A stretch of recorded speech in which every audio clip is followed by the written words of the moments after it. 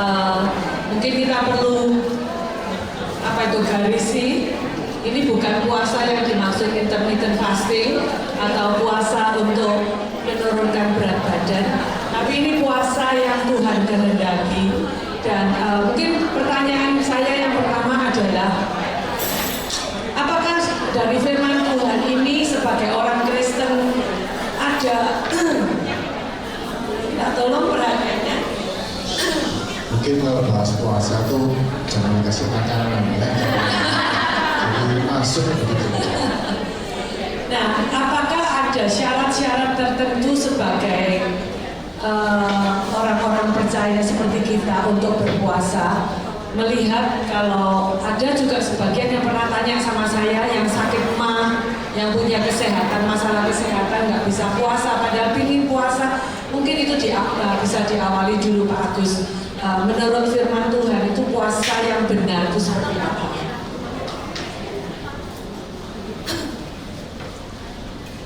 Ya, puasa itu sebetulnya bukan soal tidak makan.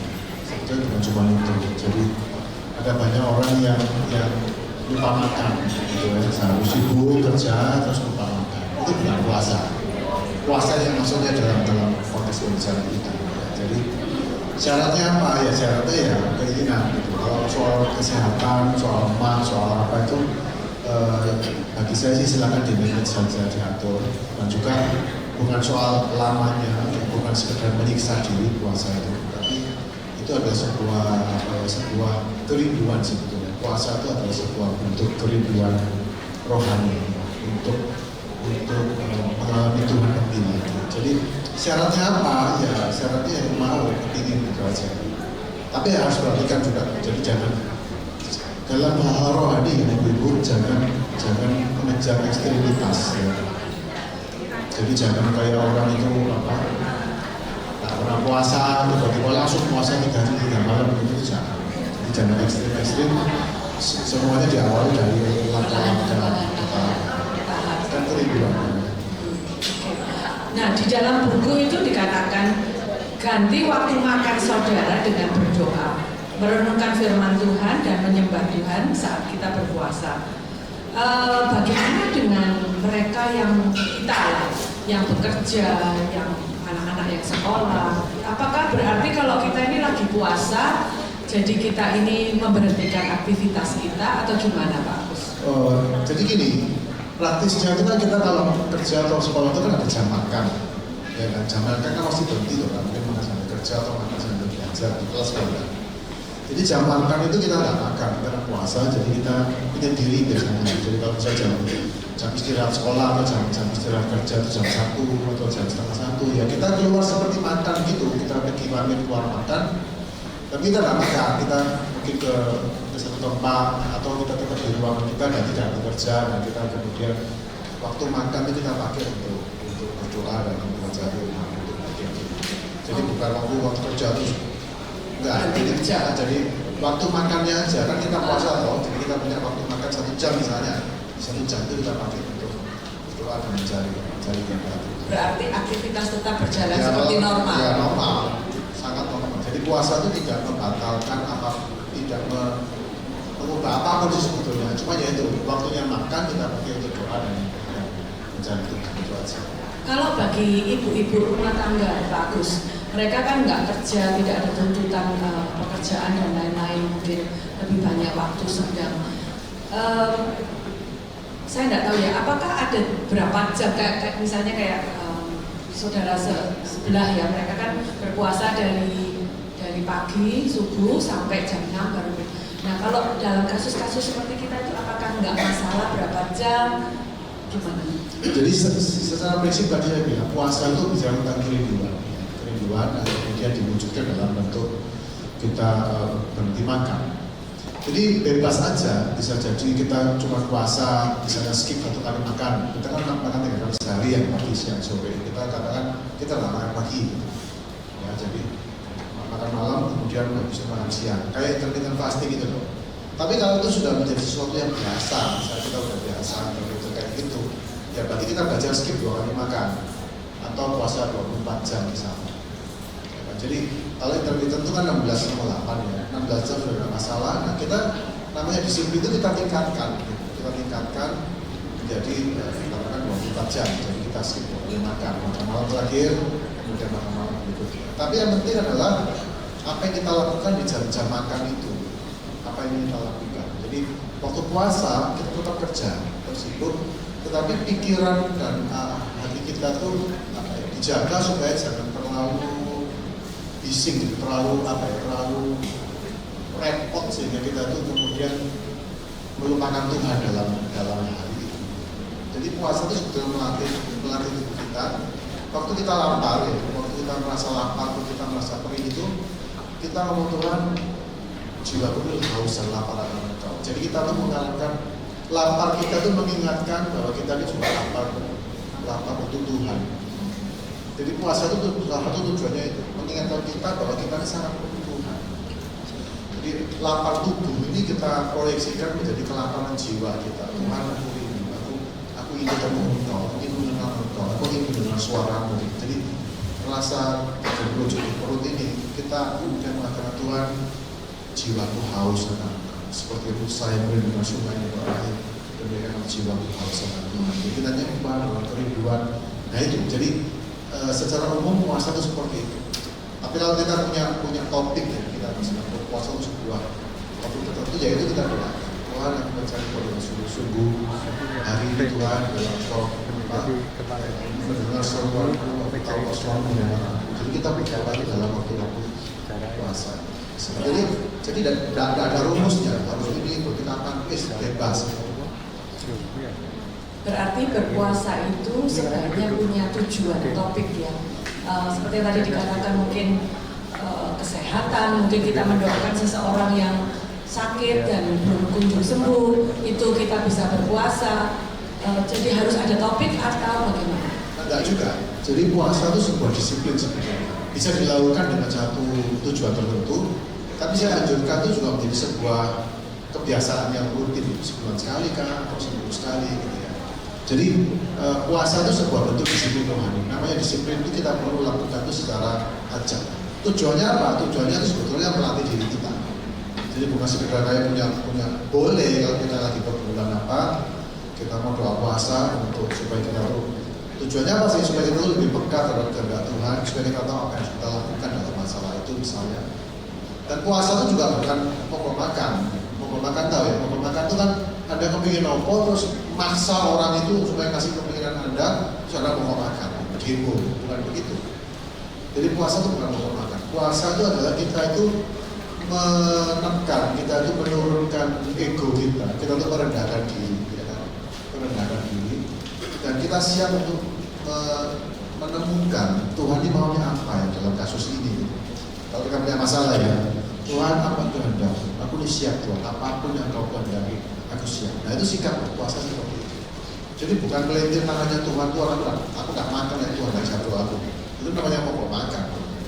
Bukan begitu. Puasa itu bukan menekan Allah untuk melakukan apa yang kita inginkan. Bukan itu puasa. Nah, kita selama ini taunya puasa itu tidak makan. Apakah boleh kalau puasa itu diganti dengan hal-hal yang sudah menjadi kedagingan bagi kita? Misalnya hobi atau apapun. Jadi maksud saya, misalnya hobi saya ini terima kasih. Misalnya hobi saya ini olahraga. Ya, dan seringkali olahraga itu menghabiskan banyak waktu saya sehingga saya tidak bisa saat teduh atau berdoa. Apakah saya juga bisa mengatakan, oke, saya mau berpuasa, saya akan stop olahraga sementara karena ada dorongan untuk berpuasa. Apakah itu juga bisa digantikan seperti itu? Menurut saya tidak pas, gitu. Karena makan itu merupakan satu kebutuhan dasar. Gitu. Jadi tidak semua tindakan mengendalikan diri itu kita bisa sebut dengan puasa.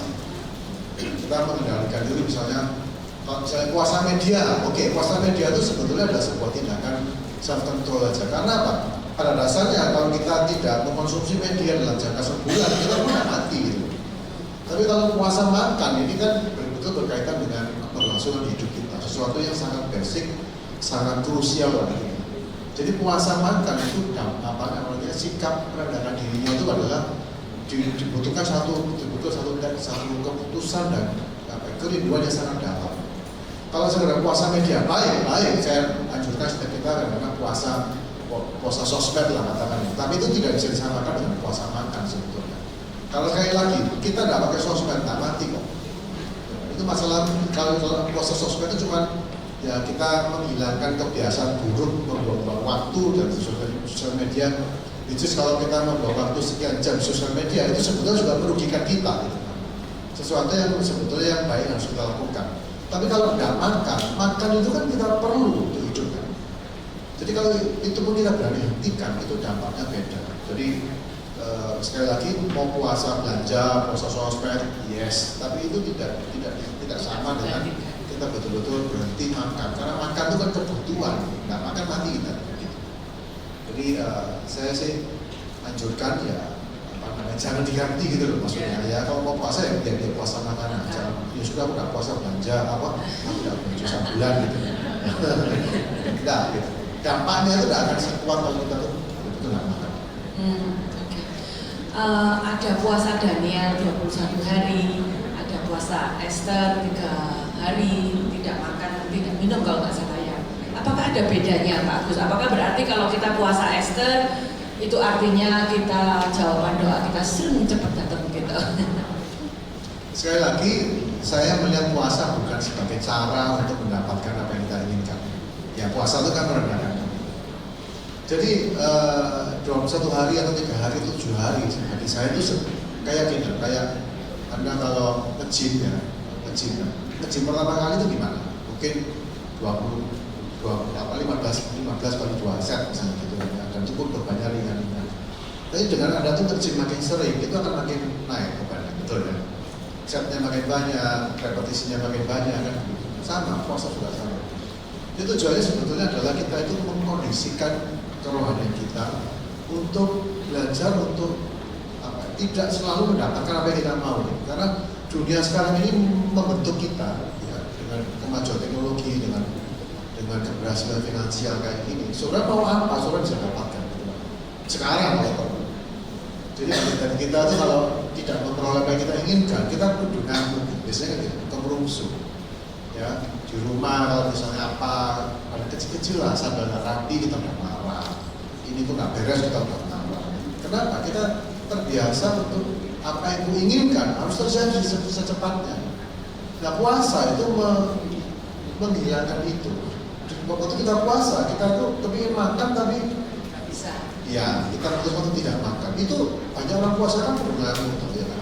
Sudah tahu kan kenapa teman-teman yang bulan puasa tuh waru-waru disuruh tutup PKB gitu. Karena mereka udah ludah gagal gitu begitu batal. Bagi saya bukan soal tidak ludah atau apa bukan.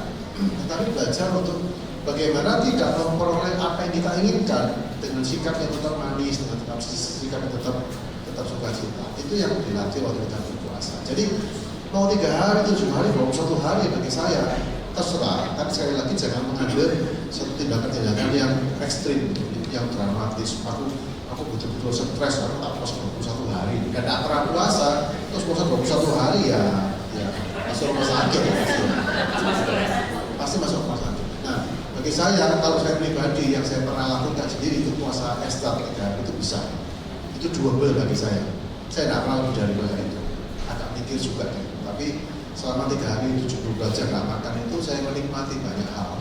Menikmati kebebasan, menikmati badan terasa ringan, pikiran juga lebih terang, dan laparnya juga sudah hilang dan bebas dari perbudakan makanan. Tapi awalnya berat Mas? Ya, karena sudah biasa kan misal 24 jam baru tahunan gitu. Begitu 24 jam beres, bisa lewati malam tidur nggak makan. Itu kan bagi saya berarti itu kalau malam lapar itu bisa tidur kalau saya. Tapi ya ditahan gitu. Tapi begitu sudah bisa 24 jam beberapa kali. Terus saya waktu itu juga puasa diet keto kan, nggak makan gula segala macam. Jadi tidak gampang lapar. Akhirnya saya coba.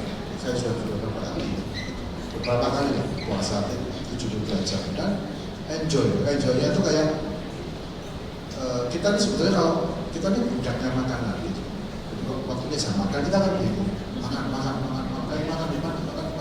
Every time, sehari paling nggak 2 kali kan, makan apa, makan apa, jangan makanan, apa segala macam. Itu kita tidak makan beberapa hari itu kayak bebas gitu.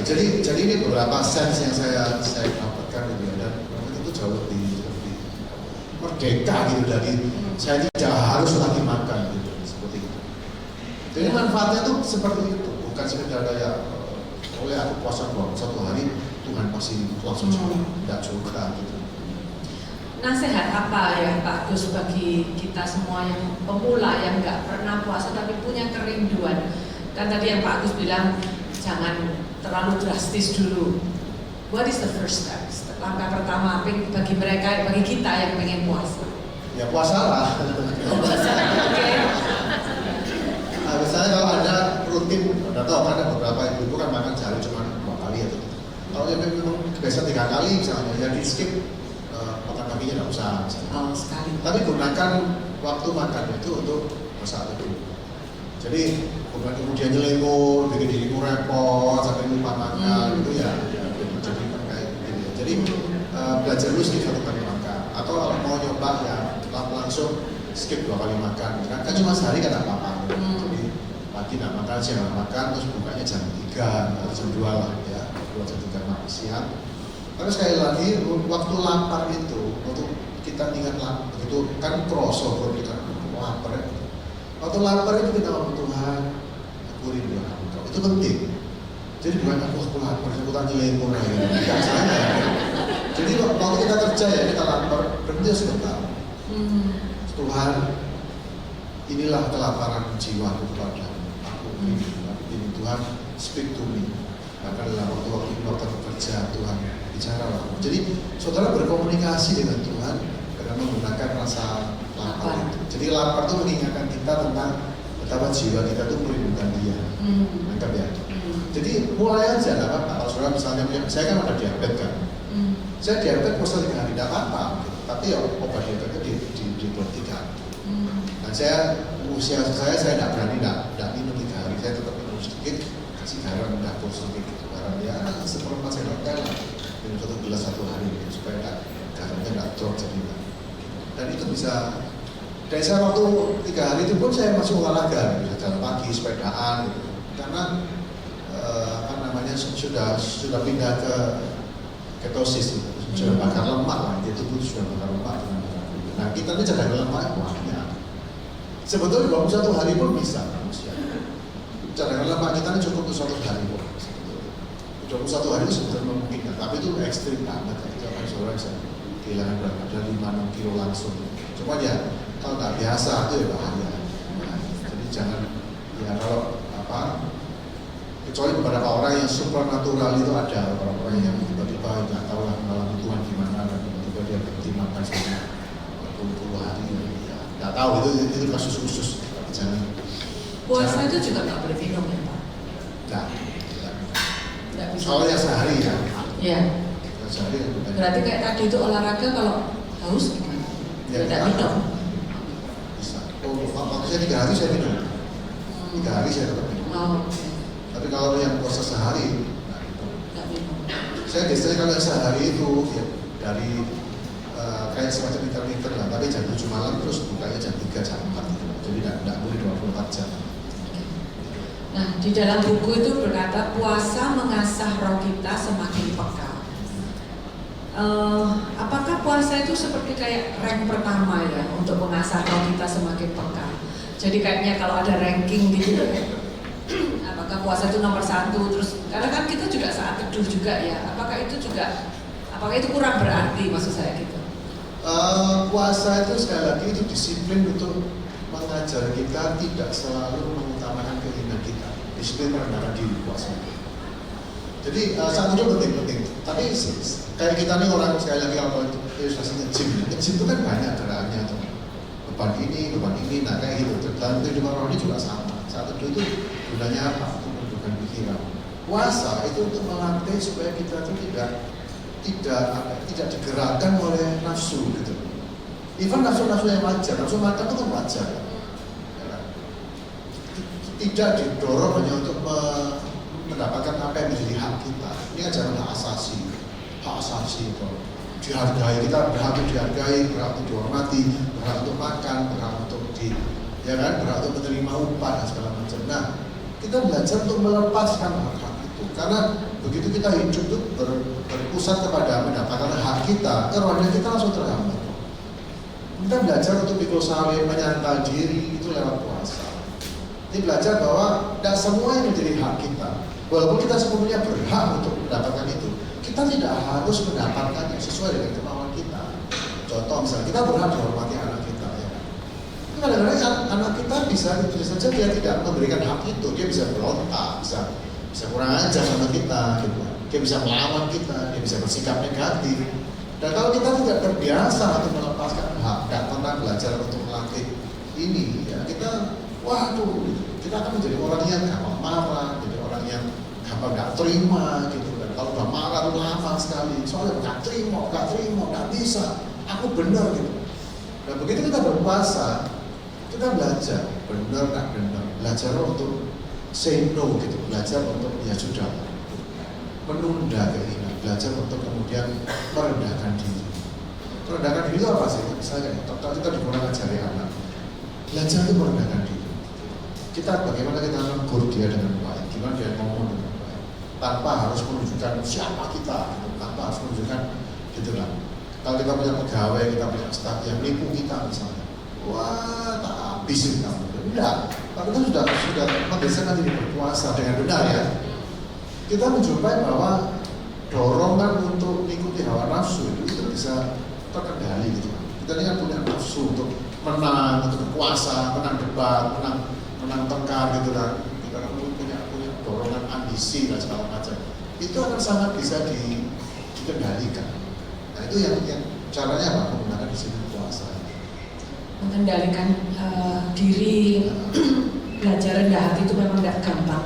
Tapi yang pernah saya sendiri alami pada saat saya berpuasa, itu kok sepertinya pencobaan semakin banyak ya Pak Gus ya. Jadi bikin saya itu rasanya kadang-kadang emosi sampai lupa kalau saya ini sedang puasa. Exactly. Ya itu artinya. Saya kalau nggak puasa bisa lupa makan, bisa tidak makan nggak usah. Begitu besok aku tak puasa ya, pagi sudah lapar. Ya segitu itu. Sudah dini hari puasa, nggak lewat ya dalam bulan segala macam. Aduh, begini orang ini. Kiriman mulai banyak ya. Kiriman toh. Tapi itu justru menunjukkan kepada kita bahwa waktu kita memutuskan berpuasa, there's something happen in the spiritual realm. Ya kan? Jadi keputusan adalah waktu berpuasa itu bukan keputusan ringan gitu loh. Ketika Anda berpuasa itu sesuatu terjadi secara rohani di mana surga pun sudah siap mendukung Anda dan neraka pun sudah siap menjatuhkan Anda. Ya, jadi puasa itu saya lagi disiplinnya sangat luar biasa dan itu bukan sekedar sekali lagi puasa dan makan. Something deep, sesuatu yang dalam secara spiritual terjadi. Apalagi kalau Anda bisa membiasakan diri. Sebulan sekali lah puasa, katakan mungkin 24 jam ya sebulan sekali coba. Kita 24 jam ujung apa nah itu tahan Tuhan. Jadi sekali lagi jangan sampai waktu kita berpuasa kita justru melampiaskan rasa lapar tuh ke arah-arah yang lain-lain gitu. Aku sudah nak makan, kata mau aku dewek, tambah keliru nanti puasa. Jadi waktu berpuasa kita tahu kita ini sedang berusaha untuk mengekang hak kita belajar untuk melepaskan semuanya, belajar untuk tidak mendapatkan apa yang kita inginkan, sambil tetap bersikap positif, tetap bersikap sukacita, bukan untuk dipuji orang seperti itu. Jadi belajar kalau bisa sebulan sekali ya. Ya, bagus. Walaupun mungkin tidak ada goal tertentu yang pengen kita doakan, tapi melatih mendisiplin jasmani kita. Oke.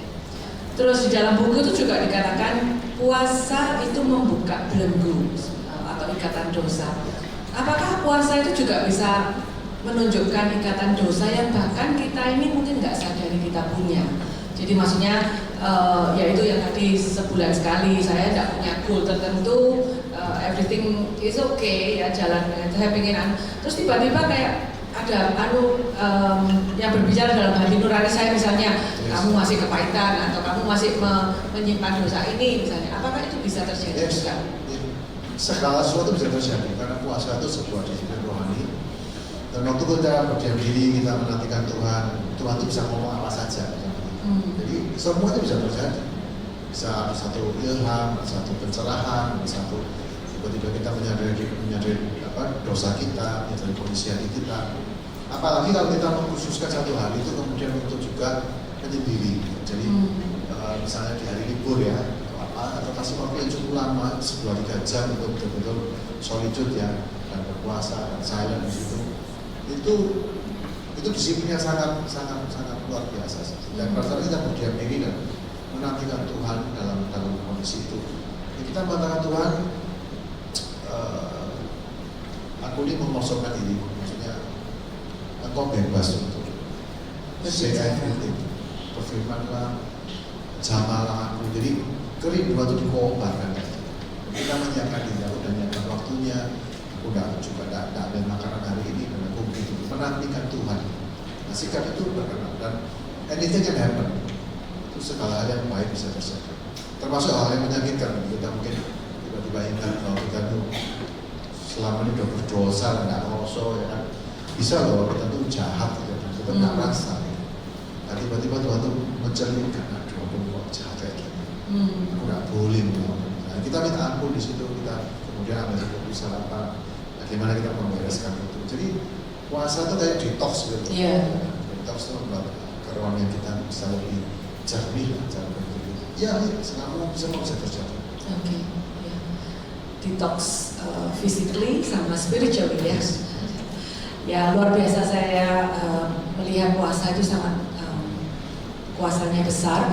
Mungkin ada dari para jemaat, ibu-ibu, ladies yang ada pertanyaan, mungkin bisa bertanya. Kita akan buka waktunya untuk bertanya. Mumpung ada Pak Agus di sini yang bisa menjawab seputar puasa, doa dan puasa. Ada satu ya? Oh, bukan.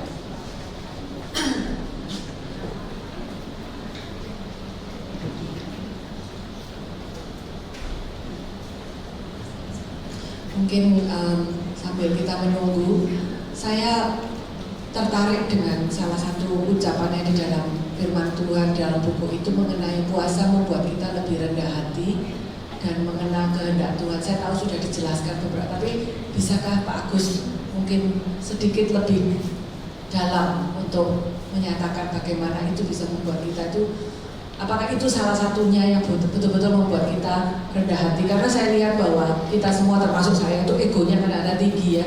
Nah kalau puasa itu bisa membuat kita rendah hati, how? Is that true? Gitu. Ya, jadi kita mengatakan bahwa kita itu bisa merendahkan diri kita dengan berpuasa. Ya itu karena makan itu hak yang paling dasar, kebutuhan manusia paling dasar, makan. Kalau dalam urusan identitas, kebutuhan kita paling dasar itu kan kehormatan, respect, dihargai orang.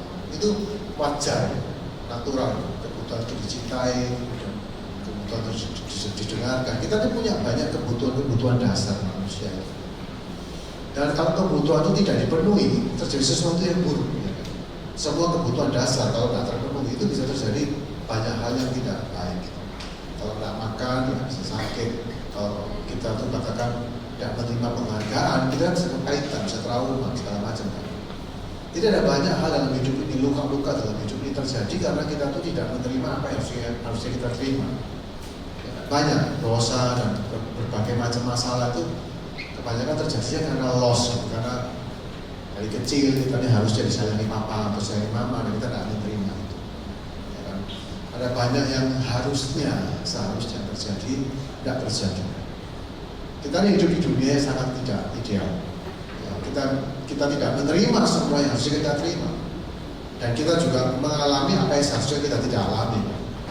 Mau itu luka, sakit hati, segala kecemaran dan segala macam. Nah puasa itu kayak pada saat waktu kita mengosongkan diri, waktu kita merendahkan diri.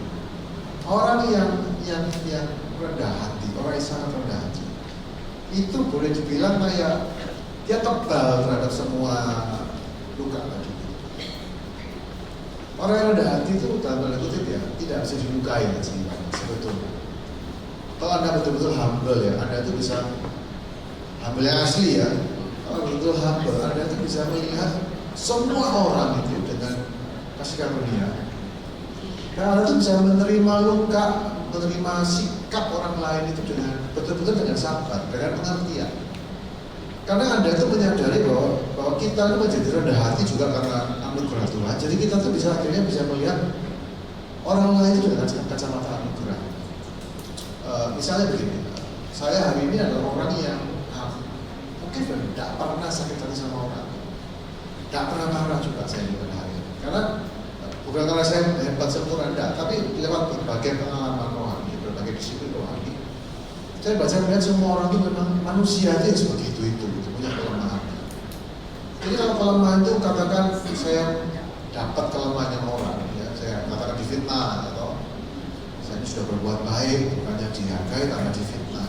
Itu kan sakit banget secara manusia. Kita sudah berusaha mati-matian, bukannya direspek tambah difitnah. Terjadi nggak? Terjadi. Sakit nggak? Sakit. Sakit banget. Terus gimana? Saya belajar untuk apa? Diam, terima. Gitu. Nggak protes, nggak mau kemana-mana. Aku nggak belajar untuk membela diri, belajar untuk diam. Ditelan fitnahnya itu. Wah itu, telan fitnahnya orang. Terus gimana dengan harga diri saya? Lah itu tadi kan, kita kan merendahkan hati kok. Begitu kita being humble itu artinya apa? Reputasi sekalipun, bukan hanya harus dipertahankan akhirnya. Tidak penting. Tidak penting bagi saya reputasi. Yang penting Tuhan tahu isi hatiku. Aku tidak meninggalkan diriku dihakimi oleh seorang pun, kata Paulus. Aku sendiri juga tidak menghakimi diriku sendiri. Jadi saya sempurna tidak. Tapi yang saya tahu pasti hati saya tidak ada hal yang jahat, tidak ada tujuan dalam hatiku gitu. Jadi proses-proses ini begitu kerendahan hati itu menarik sekali karena kualitas kerendahan hati itu akan menimbulkan menjadi landasan dari banyak sekali karakter-karakter yang lain. Kesabaran, orang rendah hati itu sabar, selalu. Orang nggak sabar itu biasanya juga nggak rendah hati. Karena ketidaksabaran itu selalu bermuara kepada ego, pada keinginan, pada kehendak will. Nah, apakah orang rendah hati tidak punya kehendak? Ada. Tapi yang dikehendaki oleh yang rendah hati itu adalah yang Tuhan kehendaki. Jadi saya ini menginginkan, mengejar apa yang Tuhan kejar, apa yang Tuhan mau dalam hidup saya. Jadi bukan saya tidak punya keinginan, bukan mematikan keinginan, tidak. Tapi keinginan itu justru saya kobarkan, tapi mengarah kepada Kristus. Ya disiplin puasa, waktu kita merendahkan diri itu seperti itu. Kita tuh lapar, kepingin makan. Apalagi dibujuk makanan yang enak begitu. Kita berhenti tidak. Dan juga setelah buka puasa juga tidak perlu makanan akhir agak simpel dibuka puasa nantek kalau HP itu. Tidak juga, itu kan menggagalkan semua tujuannya. Kan bisa jadi, saya juga mengalami itu loh. Ya puasa ya, tak simpen kulkas kabeh gitu. Pokoknya jangan dimakan ya, ini apa ya? Ini saya gitu. Disentuh ya, musim puasa gitu. Saya jujur ya, dulu saya gitu. Kalau saya beli apa yang enak terus ditintek sama anak-anak saya ngambil. Jujur. Beli durian mahal-mahal, terus pulang mencentek gitu. Mantel gitu. Sekarang enggak. Jadi saya sekarang sudah, ya ini soal kecil, jadi saya sudah tidak pernah jengkel soal makanan. Walaupun itu kesukaan saya, walaupun saya beli, lalu saya, siapa yang makan anak-anak istri ya sudah, ya udah, nanti teman beli lagi. Jadi lebih tidak kemurungsung untuk hal-hal yang remeh-remeh itu. Akhirnya hal kecil, bagi saya semua itu masalah kecil, adalah sudah. Jadi sabar, jadi orang sabar akhirnya. Tapi itu dari kerendahan hati itu satu sikap yang membuat akhirnya orang yang rendah hati itu akan menerima semua yang dia inginkan. Kenapa? Karena dia inginkan sesuai dengan apa yang Tuhan inginkan. Kerendahan hati itu membuat kita itu Tuhan, aku tidak menginginkan hal-hal di luar kehendak Tuhan. Karena yang aku tahu adalah kehendak Tuhan adalah yang terbaik. This is the best way of life. yang Tuhan kehendaki itu yang terbaik buat diriku. Jadi ini juga yang aku mau, ini juga yang aku kejar. Akhirnya kalau sudah kehendak kita cocok sama kehendak Tuhan, itulah kehendak yang sejati. Di sisi lain itulah kuasa, itu otoritas yang besar itu di situ. Semua yang kita katakan, kita doakan terwujud. Soalnya sesuai kehendak Tuhan. Semua yang kita inginkan, kita minta jadi. Nah, tetapi juga di sisi lain waktu kita hidup dalam kehendak Tuhan, kita juga bisa meminta apa yang kita inginkan. Tuhan akan berikan. Itu kan dengan kasih kan. Begitu kita tuh selaras dengan Tuhan ya. Tuhan akan ngomong, kamu kepingin apa? Tapi kalau saya ini begitu selaras dengan Tuhan, yang saya inginkan pun tidak akan melawan, tidak akan melanggar, nanti ya, tidak akan melanggar sifatnya Allah itu. Jadi ini hidup dalam satu relasi yang indah dengan Tuhan. Satu kehidupan bersama dengan Tuhan itu yang menyenangkan, yang memuaskan. Terus itu di dalam firman itu kan waktu muridnya Tuhan Yesus mengusir setan itu ya tidak bisa. Dan Tuhan berkata bahwa jenis ini harus dengan doa dan puasa. Jadi apakah juga ada hal-hal tertentu yang memang kalau nggak puasa nggak bisa? Ya, saya percaya bahwa disiplin berpuasa itu memberikan kepada kita otoritas yang jauh lebih besar. Ya, berkaitan dengan kerendahan hati tadi. Alkitab mengatakan tunduklah kepada Allah dan lawanlah iblis maka dia akan lari daripada Anda. Jadi orang yang biasa berpuasa maka dia itu sudah memiliki suatu kualitas kerendahan hati. Kerendahan hati ini penting untuk pelayanan sebetulnya. Kita bisa memuji setan, bikin mujizat, itu sebuah pelayanan yang berbahaya. Pelayanan disertai dengan kuasa-kuasa ajaib itu bagi saya berbahaya. Berbahaya apa? Berbahaya itu ego kita. Ya zaman sekarang kalau saya bisa nyembuhkan orang belum berjalan, masuk Instagram pasti ya kan. Promosikan kita kan publish ourselves. Bagaimana kita tuh bisa melakukan hal-hal yang luar biasa untuk Tuhan dan kita tetap biasa dalam proses dan tidak merasa perlu untuk memamerkan semua. Jadi saya percaya bahwa ada tingkat rohani tertentu yang memang kita harus capai dengan anak kuasa. Dan dengan tingkat rohani tertentu inilah baru Tuhan itu akan pakai kita. Maksud saya begini, siapa yang membuat setan itu keluar? Tuhan. Tapi Tuhan itu kalau ngasih kuasa, otoritas kepada anaknya, kan ya hitung gitu. Anak ini sanggup dan dikasih kuasa sebesar itu.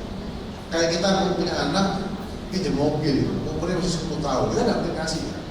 Karena mobil itu apa? Mobil itu kan perpanjangan kaki kita. Dengan mobil itu kita bisa jalan ratusan kilometer dalam satu hari. Itu sebuah kuasa. Mobil itu kan sebuah kuasa. Atau uang itu kan kuasa. Uang itu membuat kita tuh melakukan jauh lebih banyak daripada kekuatan badan kita. Tapi kan kita tidak bisa memberikan, nanti kalau anak kita masih SMA mungkin kamu satu hari pokoknya 20.000, itu kan. Nggak mungkin anak SMP tak kasih 5 juta per hari, kan nggak bisa. Nah jadi kondisi tanggung jawab seseorang waktu dia sudah hidup dalam doa dan puasa itu maksudnya. Jadi sekali lagi ini bukan soal puasa itu membuat kita sakti, puasa sakti gitu tidak. Ini bicara masalah relasi dengan Tuhan. Seberapa besar kuasa yang Tuhan bisa percayakan kepada Anda dan saya? Saya yakin kalau dari sisi Tuhan, Dia ingin mempercayakan kuasa sebesar-besarnya kepada Anda. Ya, kebanggaan saya sebagai papa, yaitu kalau saya sudah bisa mewariskan semuanya kepada anak saya. Kalau saya punya uang triliunan misalnya, saya bisa kasih semuanya itu dia tanpa curiga, tanpa takut saya menggunakan. Artinya saya itu sudah bisa mendidik anak saya sedemikian sehingga dia itu bisa menjadi ahli waris dan saya bisa mewariskan semuanya itu dengan lego. Kan itu keinginan Allah. Tuhan juga sama. Tuhan itu kepingin, sebetulnya keinginan Tuhan adalah dia itu bisa mempercayakan seluruh kuasanya. Makanya 2 Tawarikh 12 mengatakan mata Tuhan itu menjelajah seluruh bumi, mencari orang yang bersungguh hati kepada Dia supaya Dia bisa melimpahkan semua kuasanya. Tuhan itu kepingin kita tuh menjadi orang-orang yang powerful sebetulnya. Tapi itu tadi, kita gimana kita tuh bertanggung jawab dengan kehidupan kita. Kita bisa dipercayai nggak kuasa sebesar itu gitu. Ya, kita nih belum apa-apa aja sudah sok kuasa misalnya. Tuhan juga tidak akan memberikan ya bahaya orang yang itu udah kuasa yang besar ya. Bahaya. Makanya kerendahan hati itu jadi syarat bagi saya. Ini kita humble, kita tuh, tapi humble ini juga perjalanan yang nggak ada ujungnya. Gitu. Dan terus saya sendiri juga masih dididik dalam kerendahan hati. ya masih diproses sampai sekarang. Tapi saya tahu dengan diproses seperti ini, saya percaya bahwa Tuhan itu bebas untuk memberikan kepada saya kuasa yang memang sesuai dengan jatah saya. Saya juga tidak minta Tuhan aku minta kuasa yang dengan gunung, tidak. Saya cuma minta berikan saya kuasa yang memang bagianku, gitu. Yang memang jatahku. Saya tidak minta saya tidak kepingin jadi orang yang geser gunung atau belah laut, tidak. Gitu. Saya cuma minta Tuhan berikan kepada aku kuasa yang otoritas yang memang menjadi bagianku yang sudah Tuhan tetapkan. Tidak lebih dari itu, tapi juga jangan kurang dari itu. Nah, kurang kan memang, ya, saya punya jatah segini, tapi saya nggak bisa terima karena karakternya tidak tertutup. Gitu. Saya bilang, bentuklah aku dan jadikan aku betul-betul indah, sehingga apapun yang Tuhan mau, seberapa pun yang Tuhan percayakan, itu bisa aku gunakan dengan maksimal. Gitu. Oke. Ada yang mau bertanya? Silakan. Tentang puasa, jadi kita bisa nanti mulai plan kapan mau berpuasa pertama kali yang belum. Puasanya minggu depan. Oke, puasanya minggu depan. Berarti di Bible & Co nggak ada kopi, nggak ada makanan. Oh, libur. Pinter ya, topiknya libur ya. Justru ditaruh sekarang ya. Libur masih puasa. Oke. Puasa. Saya bertanya, ini di materi buku kita ini yang Pak. Ini kan tentang doa dan puasa ya. Salah satu doa itu kan namanya doa syafaat. Doa syafaat. Ya, doa syafaat. Ini doa syafaat kalau disahkan di sini tentang Yeskiel yang jadi doa syafaat ini pendoa syafaat itu lebih tepatnya mereka itu terpanggil sebagai fungsinya itu seperti perantara ya. Seperti perantara antara Tuhan dan manusia. Jadi saya manusia yang dosa gitu ya, perlu diselamatkan. Dan ada seseorang yang dipanggil untuk mempunyai beban, ambil beban itu untuk berdoa. Seperti kondisi mungkin saat ini ya. Dan pastinya untuk menjadi pendoa syafaat itu kan panggilan. Tidak semua orang mungkin bisa berdoa syafaat untuk orang lain atau untuk bangsa, untuk negara, untuk kota, untuk apapun yang nggak berhubungan langsung dengan kepentingan kita. Mungkin kita bisa berdoa syafaat itu untuk keluarga kita, untuk suami, untuk anak, untuk yang berhubungan langsung. Tapi kalau dipikir secara umum, memang nggak berhubungan langsung, tapi apapun yang terjadi dengan bangsa, negara, ataupun gereja, ataupun sekeliling kita itu pastinya juga akan berpengaruh pada kesejahteraan kita, gitu ya. Kira-kira gimana ya kita itu sebagai manusia, sebagai warga itu mempunyai beban, mau untuk ambil beban dengan berdoa syafaat bagi kepentingan yang lebih luas. Terima kasih. Yes, thank you untuk pertanyaannya. Jadi saya dorong Anda punya agenda doa, ya. Tidak memang Anda akan punya satu doa. Pilih-pilih pokok-pokok doa, ditulis saja. Hari ini doain apa, nggak usah muluk-muluk, tapi tetap doain. Karena Tuhan itu bekerjanya memang lewat doa. Segala sesuatu yang terjadi dalam hidup kita atau orang lain itu secara umum itu Tuhan kerjakan karena ada yang mendoakannya. Jadi saya punya satu prinsip yang mungkin saya pernah sharing, bahwa Tuhan itu tidak bekerja secara interventif, tidak ada intervensi. Udah. Selalu ada seruan, ada doa.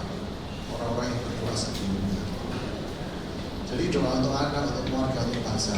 Kalau boleh saya katakan, tidak ada doa yang sia-sia. Doa itu apa sih? Doa itu, saya baca buku tentang doa ya. Doa itu mengumpulkan kita. Doa itu membuat kita itu menyadari rencana Tuhan in the present moment. Jadi doa itu membuat saudara itu masuk dalam rencana Tuhan untuk saat ini, in the present. Karena Tuhan itu Allah yang selalu yang berdaulat. Jadi setiap detik itu dia itu sudah melakukan rencananya. Itu kita berdoa, kita masuk dalam present itu, dalam kehadiran, dalam kekinian rencana Tuhan itu. Jadi kita bisa berdoa untuk apa saja dan tidak ada doa yang sia-sia. Walaupun sepertinya kayak doa kita itu doa yang singkat, doa yang lemah gitu, tapi lakukan aja. Sekali lagi, Allah, setiap pekerjaan Allah itu sebetulnya adalah jawaban doa. Ya, mungkin Anda ada di sini semua karena ada mendoakan Anda.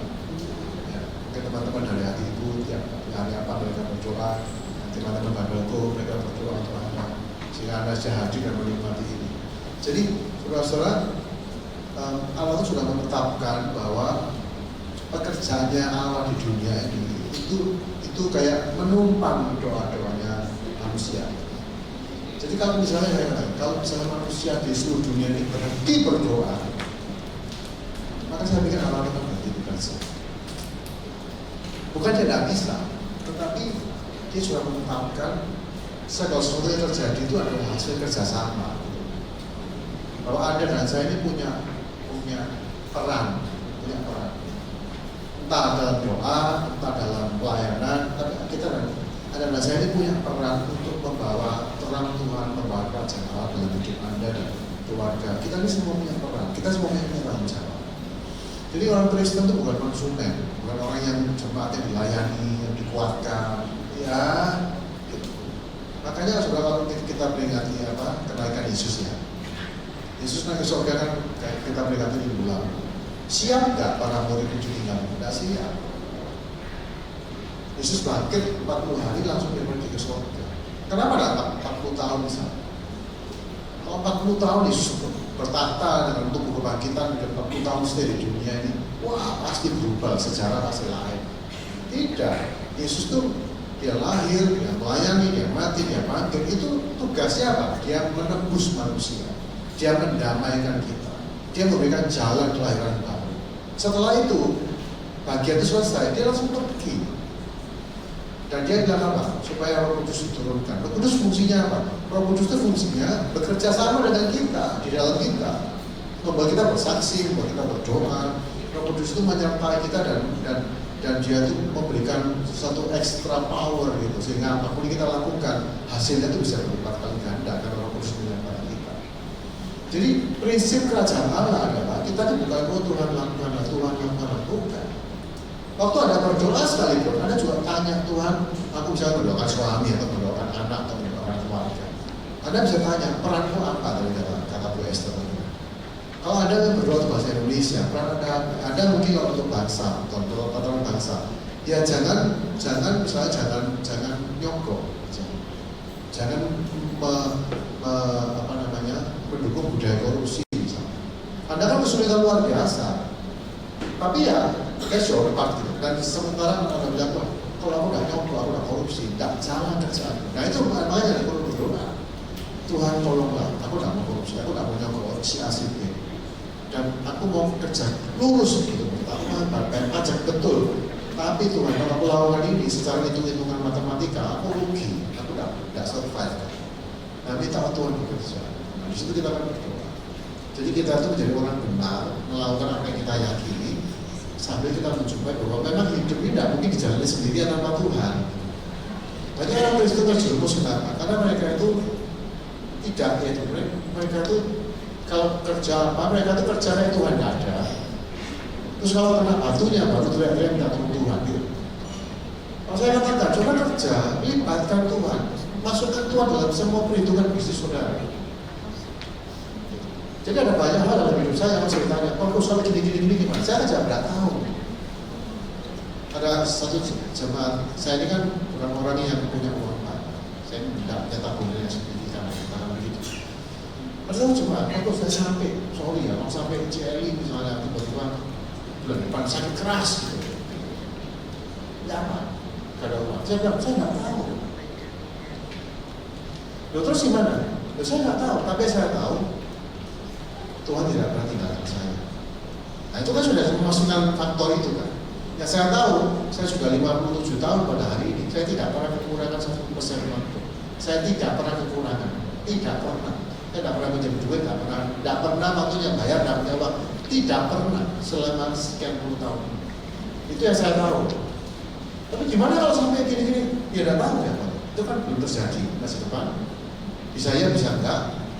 Kalau ya terjadi gimana? Ya tidak tahu. Tapi saya tahu, yang saya tahu apa? Tuhan tidak pernah tinggalkan saya. Melewati pandemi, krisis 98, saya sudah melewati semuanya. Pekerjaan sebulan cuma dapat 4.000, saya pernah sebulan bekerja karena 4 bayi-bayi itu ya.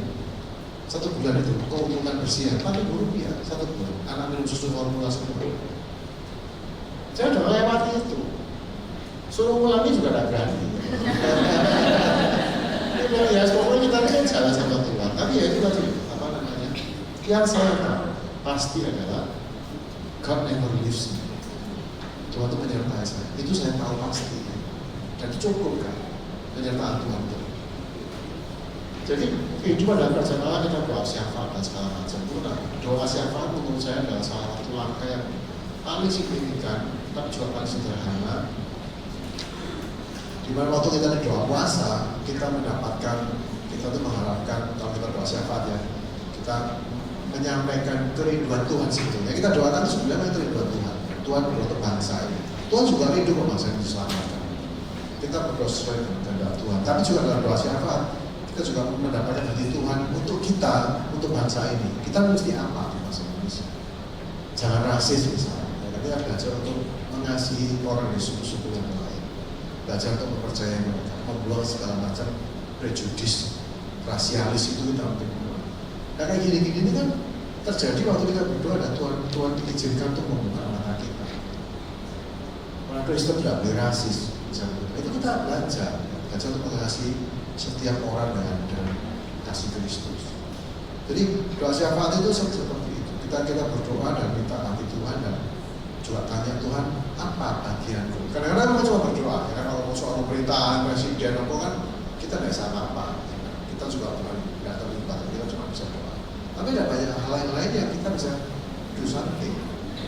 Lakukan bagian kita, Tuhan akan melakukan. Tuhan mau apa untuk bangsa kita, itulah yang seharusnya menjadi fokus doa kita. Yes. Oke. Ada pertanyaan yang lain? Oke. Bagus.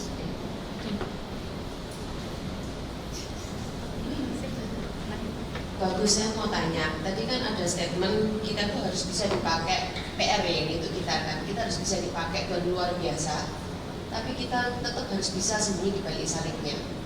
Pertanyaan saya tuh gini, mungkin nggak kita ini sebagai manusia biasa ya, bagus kita nggak ngomong biarawati atau biarawan yang sudah memang mereka devote themselves itu untuk menyalibkan kedagingan mereka gitu loh, bisa mencapai itu gitu loh. Sementara dengan suami dan anak aja, sometimes kita butuh penghargaan masihan gitu loh, bagus. Wow, pertanyaannya bagus. Jadi gini, mungkin pertanyaan timbul karena kita ini dibiasakan untuk membuat dikotomi gitu antara para rohaniwan dengan awam. Ya kan, itu kan dikotominya begitu. Jadi ini rohaniwan ini memang ya wes dihina pun pasti mau gitu. Maksudnya kan ya super lah, manusia super lah. Ini nggak makan sehari untuk nggak makan seminggu nggak apa-apa gitu. Miskin nggak apa-apa, biasa gitu. Terus kita ini awam, kita bisa kerja, kita bersaing, kita ini sebenarnya tidak juga gitu. Kan manusia, ya kan? Kebutuhannya yang sama. Jadi gini ya, soalnya saya pikir rohaniwan itu maksudnya gini ya, kita ini sebetulnya lebih rohani daripada para biarawan, bisa-bisa. Biarawan itu kan menjauhkan diri, tidak ada godaan nih. Kita ini yang nyemplung di dunia ini kan ngalami semuanya gitu loh. Biara di biara itu kan ada disco, ada Netflix, ya tau, ada Instagraman, gitu. Gak tau Instagram itu terus kayak. Ya kita ini kan, tapi sekali lagi, ya itu tadi. Saya percaya gini, saya ini memang rohaniwan, saya tidak pemerintah, tapi saya tidak punya gaya hidup yang jauh berbeda dari teman-teman yang lain sebetulnya. Semua saya pelajari, saya bilang begini, bahwa kalau kita kerja, kita profesional. Pertanyaannya gini sih, cara hidup yang paling baik itu kayak apa sih? Itu. Ya kan? Anda bilang, angel, susah, hidup itu tidak gampang. Saya ngomong gini, jangan-jangan tidak gampang karena Anda hidup dengan cara yang tidak seharusnya Anda hidup. Misalnya gini, kita jalan itu, ya jalan itu maju ke depan, mari 2 kali kanan kiri kanan kiri. Terus ada kemudian jalannya itu incline, satu kali nggak dipakai kan, sorong nggak, sorong. Kenapa kok susah? Karena kita tidak menggunakan cara yang seharusnya untuk berjalan. Nah, saya beritahu saudara, semua dunia ajarkan itu membawa Anda pada hidup satu kaki itu. Ketok enak, ketok keren, luar biasa. Barusan ini kan ada, saya dapat berita Swatch ya, bikin produk dengan kerjasama sama satu orang lagi, kerusuhan di mana-mana, rebutan jam tangan. Nah saya dalam hati saya, ini contoh paling gampang, lapor gitu bagi saya, ngapain coba? Soalnya lihat, dunia itu apa yang ditawarkan itu? Dapat Swatch sama itu, geran kerusuhan, kumpulan di mana-mana, di Milan, di mana-mana. Saya sampai kok iso ya? Kok bisa seragam kerusuhannya itu? Kok bisa?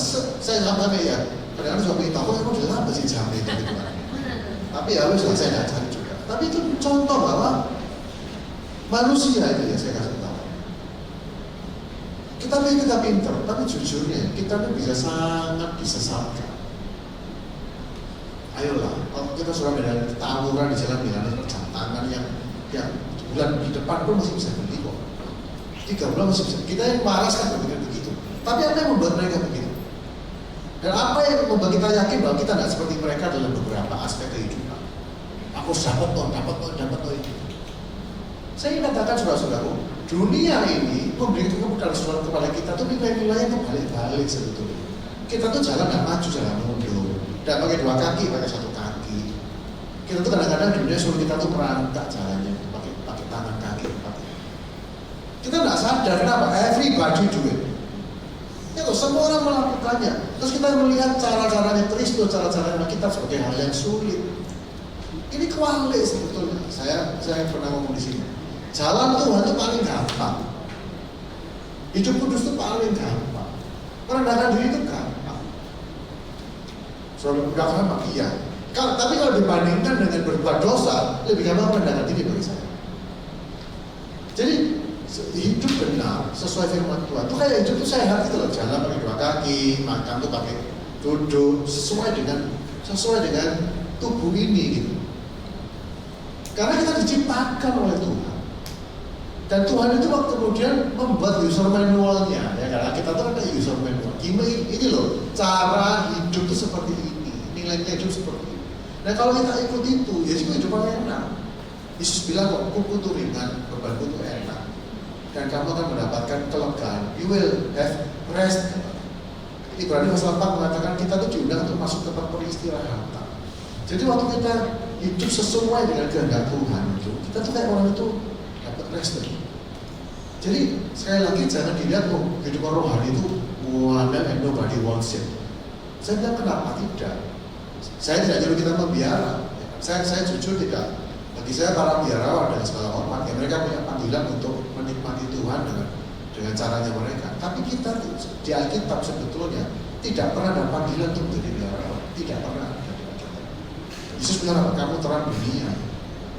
Kamu seperti domba di tengah-tengah serigala. Nah kita ini kemudian menempatkan diri kita sebagai apa? Oh saya ini mesti kerja, Pak. Aku ini tidak isam, aku pasti berdosa. Itu ya bagi saya harus dibuang pikiran itu. Karena Kristusnya sama, Roh Kudusnya sama, urapannya sama, fasilitasnya sama, firmannya sama. Even tantangannya berbeda, ya tantangannya bisa berbeda. Tapi siapa kita kalau kita punya cara hidup yang seperti itu? Apapun tantangan yang kita hadapi, kita akan mengatakan bahwa, well, this is my father's world. Ini dunianya Bapakku. Aman kita ini. Dan semua terjadi Tuhan itu berdaulat, Tuhan itu segalanya. Jadi akhirnya kita tidak khawatir, tidak perlu bergumul mati-matian. Sekali lagi, saudara ngomong hidup itu sulit, Pak. Tidak pasti, Pak, dan menakutkan dan segala macam. Saya ingin tanya kepada saudara, apakah mungkin Anda mengalami pandangan seperti itu karena Anda melihat karena Anda sedang berjalan di luar caranya Tuhan? Because God created us. Kalau Allah ciptakan kita, Dia tahu bagaimana membuat kita hidup maksimal, sejahtera, sentosa. Janji Tuhan di Alkitab sudah kebanyakan kalau soal Tuhan adalah gembalaku, aku tidak boleh kekurangan. Dia membaringkan aku di padang rumput hijau. Itu bukan omong kosong, itu terjadi. Domba itu kalau di rumput hijau berbaring, nanti dia akan kenyang. Tidak kurang, tidak pernah khawatir. Membimbingku di area yang tenang, di jalan yang benar, menyediakan hidangan di hadapan para lawanku. Coba Mazmur 23 kita hafal. Itu jadi Tuhan, desain Tuhan buat kita. Jadi kita tuh, bagi saya hari ini ya, posisi saya hari ini, saya mengatakan semua kebutuhanku tanggung jawabnya Tuhan. Serius, saya kerja, saya berusaha lawan bagian saya. Tapi yang membuat saya itu cukup hidup saya itu punya tanggung jawab. Saya nggak mau Tuhan, aku punya anak, saudara punya anak. Kalau anakku sampai kelaparan, saya tanggung jawab. Anda ada tanggung jawab. Sama lah. Saya ini kalau sampai ada kurangnya, saya bilang Tuhan, engkau tanggung jawab. Makanya akhirnya saya tidak pernah kurang. Saudara boleh cek lah, tanya istri, tanya anak-anak. Tidak pernah. Walaupun saya tidak berlebihan. Gitu. Secara keuangan saya ini sama sekali pas-pasan. Tapi ya kok aneh gitu. Karena saya 4 kuliah di luar negeri semua. Itu secara hitung-hitungan tidak masuk akal. Seluruh gaji saya itu habis untuk bayar uang kuliah. 5 tahun, 6 tahun. Per tahun saya kayak orang tidak gaji. Kurang tidak. Tambah lemu itu saudara. Makan bebas mas. Bukan berarti saya foya-foya enggak, tapi saya mencoba bahwa takkan kekurangan aku itu terjadi dalam hidupku. Exactly, literally terjadi. Ya mohon maaf saudara alami alasan. Makanya saya bilang gini, saya berpendapat, ini sekali lagi minta maaf kalau asalnya kayak gitu. Tapi saya berpendapat, saya meyakini kalau hidup itu menjadi sulit, berarti kita salah jalan. Sorry, saya tidak merendahkan masalah saudara hari ini. Tapi kalau saudara hari ini punya masalah yang sangat besar, yang menyita pikiran saudara, yang menekan saudara luar biasa. Saudara rasanya kayak gimana, mau kita marah, berontak dan segala macam. Kalau boleh saya simpulkan secara sederhana, kemungkinan besar saudara salah jalan. Dan jalannya keliru, memang panjang saudara. Saudara tahu kesasar, para kesasar. Kesasar itu oh, ini di mana, mau kemana, nggak sini salah, capek, nggak nyampe gitu. Tapi kalau kita tahu jalannya, tahu jaraknya, tahu persis belok mana, sejauh apapun nyampe kok. Ya, kita bisa mengukur kekuatan kita juga. Jadi saya ingin pastikan ya ibu, waktu Anda belajar di hati ibu atau di Bible ini, semua firmannya Anda belajar itu kayak user manual semua. Dan Anda sama ngomong, angkel, papanya, kebalik. Yang susah itu kalau saudara tidak melakukan itu, jangan susah itu. Dan ini tipu daya dunia bagi saya. Ya, makanya kalau sudah puasa, sudah kelaparan setengah mati, itu kan sudah melawan kodratnya kita. Semoga kalau sudah puasa, sudah dapat pencerahan. Ya, jalan-jalan Tuhan itu jalan-jalan yang terbaik. Tidak ada niat jahat dalam diri Tuhan. Saya simpulkan jawaban Pak Agus itu ya, kita harus mengambil satu keputusan ya. Keputusan di tangan kita mau jalan 2 kaki atau engkle tadi kan. Sekarang mungkin pertanyaan terakhir dari Dewi. Silakan. Selamat siang Pak Agus. Pak Agus, kita kan Pak Agus tadi bilang bahwa puasa itu kan untuk merendahkan hati. Nah kalau kita kan sudah rendah semua ya ibu.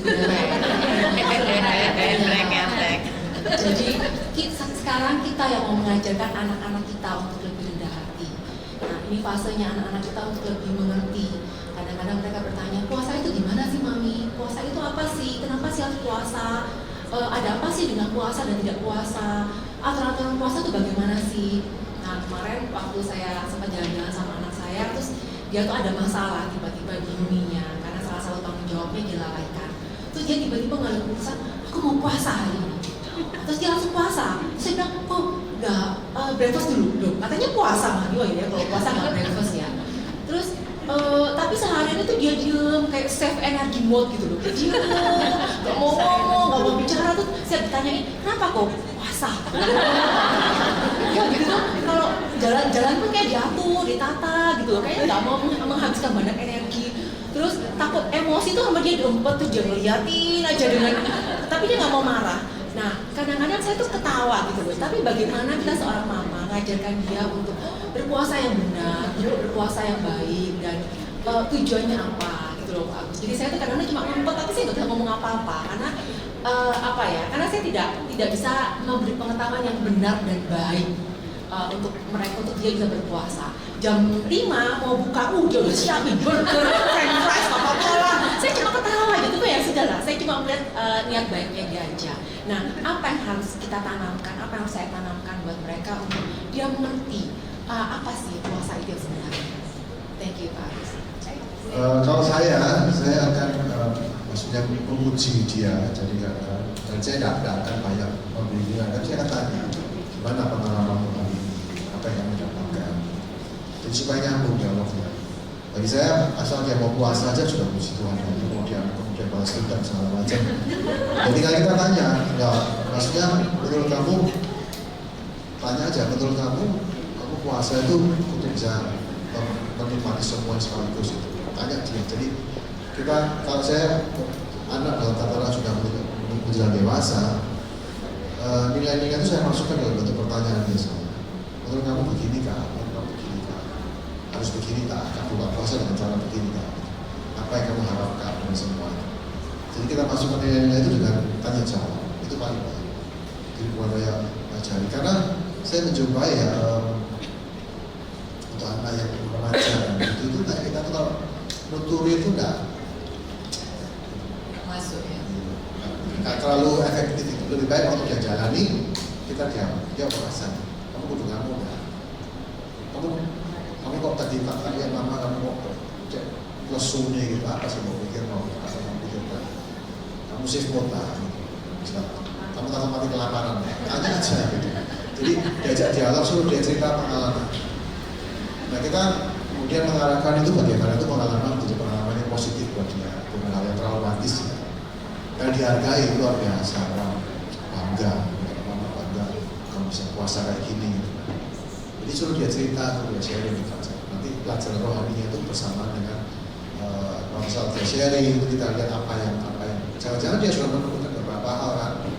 Kalau sudah dia menemukan aku kok tadi dapat keuntungan gini-gini, nah itu betul itu kan. Kita cuma dikasih itu toh. Jadi kayak perjalanan dia dengan Tuhan itu kita cuma kayak gitu. Kamu alami apa dan kita meneguhkan, menegaskan. Yes, kayak gitu. Tuhan itu kayak gitu ya. Kamu jangan pernah lupa. Kamu sudah alami loh ini, biasa loh ini. Nah, jadi kita nggak usah terlalu bingung kayak ngajari dia tentang apa puasa harus begini begitu. Nah, jalani aja. Kita juga sama, jalani aja dulu. Dan setelah itu apa yang kita alami kita kayak dievaluasi, bisa ngobrol, aku ngalami gini, terima ini, atau aku nggak ngalami apa-apa, aku cuma lapar kok. Saya punya anak kedua lagi, kebetulan dia sekolah kitab, dia pernah puasa 2 minggu. Dengan tujuan dia tuh kepingin mendapatkan pernyataannya Tuhan, dia tuh ingin mendapatkan arahnya Tuhan. Jadi 2 minggu dia puasa, betul, sungguh. Apa yang terjadi? Tidak terjadi apa-apa. Dia tewas tengah mati habis. Karena saya nomor 2 itu pernah jadi ateis. Aku nggak percaya Tuhan. Dia itu begini. Sekolah kita pada. Nah saya tenang aja, saya bilang oke. Terus harapan apa? Ya aku berharap Tuhan muncul apa gitu loh kan. Saya bilang ya menurutmu puasa itu bisa memaksa Tuhan melakukan yang kamu mau kan? Saya tanya begitu. Nah dia kan pikir juga. Dia kecewa lagi karena dia sudah merasa everything. Saya pun pernah hal yang sama. Saya pernah mengalami yang sama. Saya waktu dari KKR tahun 2000 berapa ya, KKR besar di itu kan. Pertama kalinya saya jadi pembicara KKR waktu itu. Ulang tahun 3 itu 21 masuk koran barang foto waktu itu. Waktu itu keluarga setengah mati. Pembicara KKR pertama kali itu pengalaman.